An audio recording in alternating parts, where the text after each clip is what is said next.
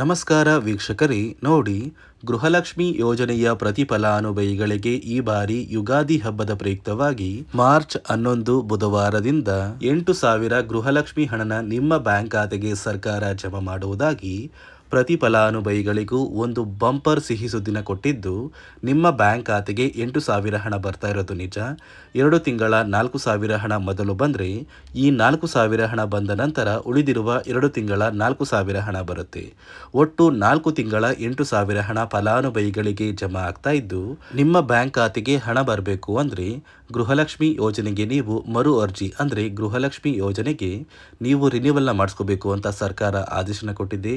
ಮತ್ತು ration card ಹೊಂದಿರುವ ಪ್ರತಿ ಕಾರ್ಡ್ದಾರರಿಗೂ ಕೂಡ ಸರ್ಕಾರ 2 ಭರ್ಜರಿ ಗುಡ್ಡಿಸ್ನ ಕೊಟ್ಟಿದ್ದು, ಸರ್ಕಾರದಿಂದ ಯಾವ ಜಿಲ್ಲೆಗಳಿಗೆ ಮತ್ತು ಯಾವ ಫಲಾನುಭವಿಗಳಿಗೆ ಹಣ ಬರುತ್ತೆ ಅಂತ ನಾನು ನಿಮಗೆ ತಿಳಿಸ್ಕೊಡ್ತಾ ಇದ್ದೀನಿ. ಅದಕ್ಕಿಂತ ಮೊದಲು ನೀವೇನಾದ್ರೂ ಇನ್ನೂ ಕೂಡ ನನ್ನ ಚಾನಲ್ನ ಸಬ್ಸ್ಕ್ರೈಬ್ ಆಗದೆ ಹಾಗೆ ವಿಡಿಯೋ ನೋಡ್ತಾ ಇದ್ರೆ ದಯವಿಟ್ಟು ಪ್ರತಿಯೊಬ್ಬರು ಚಾನಲ್ನ ಸಬ್ಸ್ಕ್ರೈಬ್ ಮಾಡ್ಕೊಳ್ಳಿ, ಹಾಗೆ ವಿಡಿಯೋಗೆ ಒಂದು ಲೈಕ್ನ ಕೊಡಿ. ಹೌದು ವೀಕ್ಷಕರೇ, ಸರ್ಕಾರ ಗೃಹಲಕ್ಷ್ಮಿ ಯೋಜನೆಯ ಪ್ರತಿಯೊಂದು ಫಲಾನುಭವಿಗಳಿಗೆ ಬಾಕಿ ಇರುವ 4 ತಿಂಗಳ 8,000 ಹಣನ ನಿಮ್ಮ ಬ್ಯಾಂಕ್ ಖಾತೆಗೆ ಜಮಾ ಮಾಡ್ತೀವಿ ಅಂತ ಒಂದು ಮಾಹಿತಿ ಕೊಟ್ಟಿರೋದು ನಿಜ. ಯಾಕಂದರೆ ಈ ಬಾರಿ ಯುಗಾದಿ ಹಬ್ಬದ ಪ್ರಯುಕ್ತವಾಗಿ ನಿಮ್ಮ ಬ್ಯಾಂಕ್ ಖಾತೆಗೆ ಮೊದಲು 2 ತಿಂಗಳ 4,000 ಹಣ ಅಂದರೆ 26ನೇ ಕಂತು ಮತ್ತು 27ನೇ ಕಂತಿನ ಹಣ ಜಮಾ ಆಗುತ್ತೆ.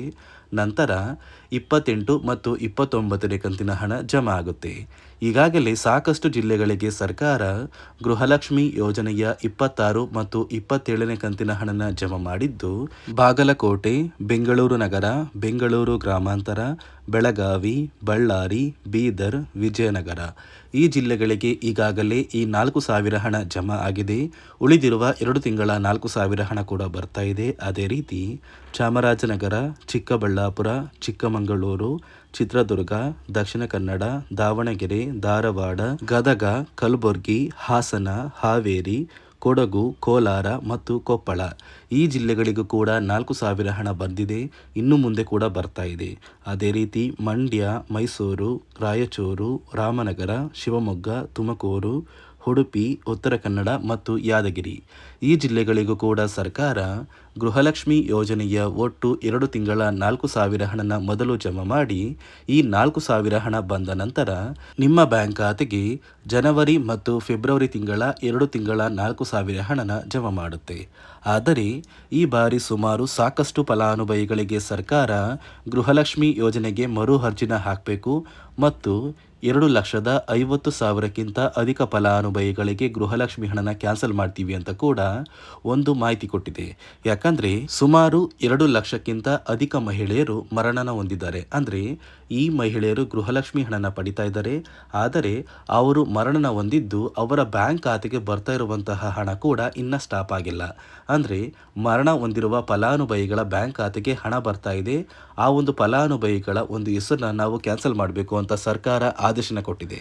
ಇದೇ ಒಂದು ಕಾರಣಕ್ಕೆ ಸರ್ಕಾರ ಕೆಲವು ಅಧಿಕಾರಿಗಳನ್ನ ನೇಮಕ ಮಾಡಿ ನಿಮ್ಮ ಒಂದು ಊರಿಗೆ ಕಳಿಸ್ತಾರೆ. ಅಂದರೆ ನಿಮ್ಮ ಮನೆ ಬಾಗಿಲಿಗೆ ಆ ಒಂದು ಅಧಿಕಾರಿಗಳು ಬಂದು ನಿಮ್ಮ ಒಂದು ದಾಖಲಾತಿಗಳನ್ನ ಪರಿಶೀಲನೆ ಮಾಡಿ ಯಾವ ಫಲಾನುಭವಿಗಳು ಮರಣ ಹೊಂದಿದ್ದು ಅವರ ಬ್ಯಾಂಕ್ ಖಾತೆಗೆ ಗೃಹಲಕ್ಷ್ಮಿ ಹಣ ಬರ್ತಾ ಇದೆ ಮತ್ತು ಆ ಒಂದು ಹಣನ ಯಾರೆಲ್ಲ ಒಂದು ವಿತ್ಡ್ರಾ ಮಾಡ್ತಾ ಇದ್ದೀರಾ ಅಂದರೆ ನಿಮ್ಮ ಬ್ಯಾಂಕ್ ಖಾತೆಯಿಂದ ತಗೋತಾ ಇದ್ದೀರಾ ಅಂತಹ ಫಲಾನುಭವಿಗಳಿಗೆ ಸರ್ಕಾರ ಗೃಹಲಕ್ಷ್ಮಿ ಯೋಜನೆಯ ಹಣನ ಕ್ಯಾನ್ಸಲ್ ಮಾಡುತ್ತೆ ಮತ್ತು ನೀವು ಆ ಒಂದು ಹಣನ ಪಡೆದಿದ್ರೆ ನಿಮ್ಮ ಒಂದು ರೇಷನ್ ಕಾರ್ಡ್ನ ಕೂಡ ಕ್ಯಾನ್ಸಲ್ ಮಾಡುತ್ತೆ.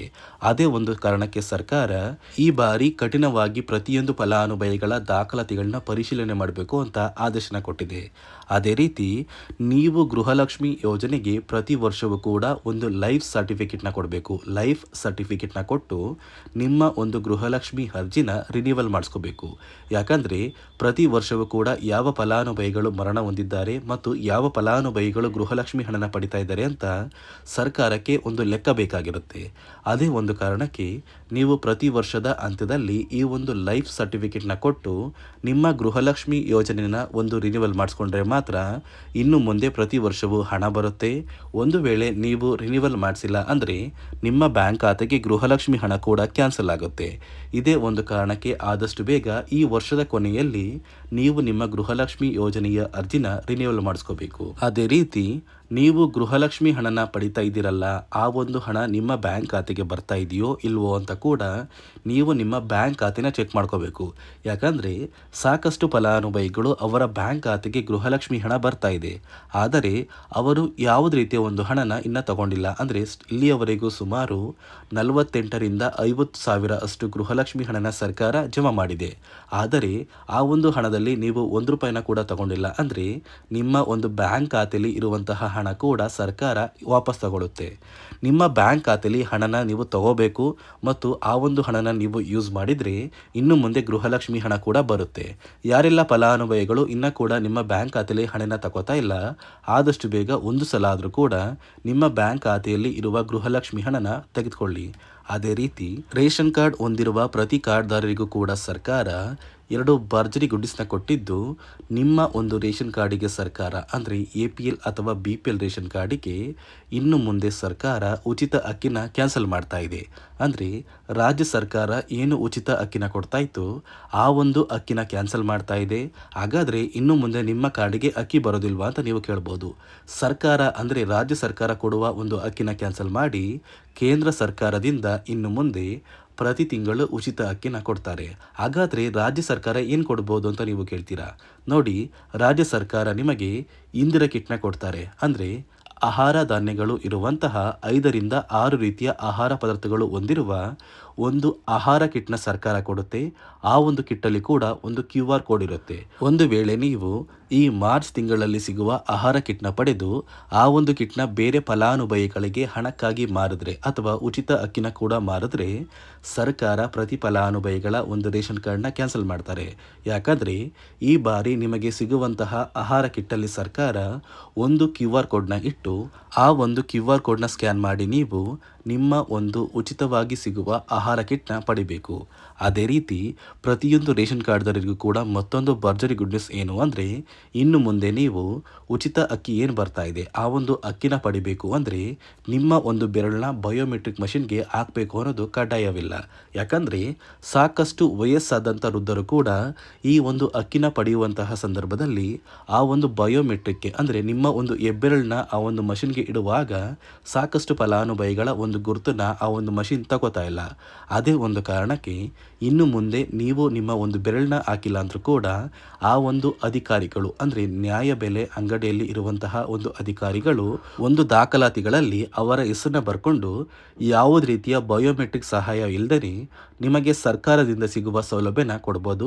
ಇದೇ ಒಂದು ಕಾರಣಕ್ಕೆ ಸರ್ಕಾರ ಆದಷ್ಟು ಬೇಗ ಈ ಒಂದು ಸೌಲಭ್ಯನ ಪ್ರತಿ ಫಲಾನುಭವಿಗಳಿಗೆ ಕೊಡ್ತಾ ಇದ್ದು, ನೀವು ನಿಮ್ಮ ಒಂದು ಬಯೋಮೆಟ್ರಿಕ್ ಮಷಿನ್ಗೆ ಕೈ ಇಡುವಾಗಿಲ್ಲ ಅಥವಾ ನಿಮ್ಮ ಹೆಸರನ್ನ ಬರೆಸಿ ಕೂಡ ನೀವು ಒಂದು ಸೌಲಭ್ಯನ ಪಡ್ಕೋಬೋದು. ಇಲ್ಲ ಅಂದರೆ ನಿಮ್ಮ ಒಂದು ರೇಷನ್ ಕಾರ್ಡ್ಗೆ ಲಿಂಕ್ ಆಗಿರುವ ಮನೆಯ ಸದಸ್ಯರ ಒಂದು ಮೊಬೈಲ್ ನಂಬರ್ಗೆ OTPನ ಕೊಟ್ಟು ಆ ಒಂದು OTPನ ನೀವು ಕೊಡುವ ಮೂಲಕ ನಿಮ್ಮ ಒಂದು ರೇಷನ್ ಕಾರ್ಡ್ಗೆ ಉಚಿತ ಅಕ್ಕಿ ಅಥವಾ ಸರ್ಕಾರದ ಸೌಲಭ್ಯನ ಪಡ್ಕೋಬಹುದು ಅಂತ ಸರ್ಕಾರ ಆದೇಶನ ಕೊಟ್ಟಿದೆ. ಪ್ರತಿ ಮಹಿಳಾ ಸದಸ್ಯರಿಗೆ ಸರ್ಕಾರದಿಂದ ನಿಮ್ಮ ಬ್ಯಾಂಕ್ ಖಾತೆಗೆ ಮಾರ್ಚ್ 11 ಬುಧವಾರದಿಂದ ಈ ಗೃಹಲಕ್ಷ್ಮಿ ಯೋಜನೆಯ 2 ತಿಂಗಳ ಹಣ ಜಮಾ ಆಗಿ ನಂತರ ಮತ್ತೆ 2 ತಿಂಗಳ ಹಣ ಬರುತ್ತೆ. ಆದಷ್ಟು ಬೇಗ ಒಟ್ಟು 8,000 ಹಣ ನಿಮ್ಮ ಬ್ಯಾಂಕ್ ಖಾತೆಗೆ ಜಮಾ ಆಗುತ್ತೆ. ಅದೇ ರೀತಿ ರೇಷನ್ ಕಾರ್ಡ್ ಹೊಂದಿರುವ ಕಾರ್ಡ್ದಾರರಿಗೂ ಕೂಡ ಸರ್ಕಾರದಿಂದ ಪ್ರತಿಯೊಬ್ಬರಿಗೂ ಸಿಗುವಂತಹ ಎಲ್ಲ ರೀತಿಯ ಸೌಲಭ್ಯಗಳು ಈ ಮಾರ್ಚ್ ತಿಂಗಳಿಂದ ಇನ್ನು ಮುಂದೆ ಪ್ರತಿ ತಿಂಗಳು ಸಿಗುತ್ತೆ ಅಂತ ಹೇಳ್ತಾ, ಇದಿಷ್ಟು ಸರ್ಕಾರದಿಂದ ಬಂದಿರುವ ಹೊಸ ಮಾಹಿತಿಯಾಗಿದೆ. ನಾನು ಕೊಟ್ಟಿರುವಂತಹ ಮಾಹಿತಿ ನಿಮಗೆ ಇಷ್ಟ ಆಗಿದ್ದಲ್ಲಿ ದಯವಿಟ್ಟು ಪ್ರತಿಯೊಬ್ಬರು ನನ್ನ ಚಾನಲ್ನ ಸಬ್ಸ್ಕ್ರೈಬ್ ಮಾಡ್ಕೊಳ್ಳಿ, ಹಾಗೆ ವಿಡಿಯೋಗೆ ಒಂದು ಲೈಕ್ನ ಕೊಡಿ.